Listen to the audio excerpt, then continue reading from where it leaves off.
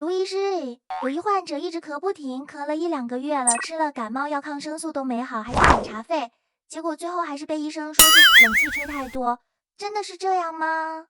这种情况其实很常见哈，很多人出现持续咳嗽的时候，会误以为是感冒细菌持续还在感染，所以用的感冒药、抗生素效果并不好，因为这时候已经是所谓的发炎期已经过，现在是要修复期。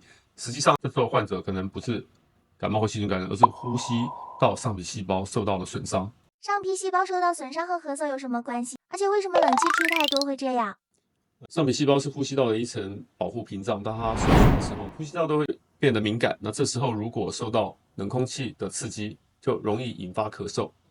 而这种咳嗽不是因为感染发炎，发炎期早就过了，所以抗生素起不了作用。西药的感冒药没有修复受损细胞的功能，自然也就难以缓解了。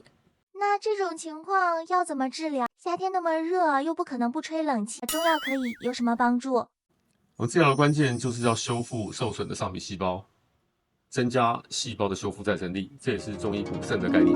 这时候要加入有温补的中药，干姜在其中发挥了重要的作用，它能够帮助修复受损的上皮细胞。当上皮细胞修复好呢，呼吸道的屏障功能恢复，即使在受到冷空气的刺激，也不会像之前那样一直咳嗽了。找出病因，调理体质，才是根本解决之道。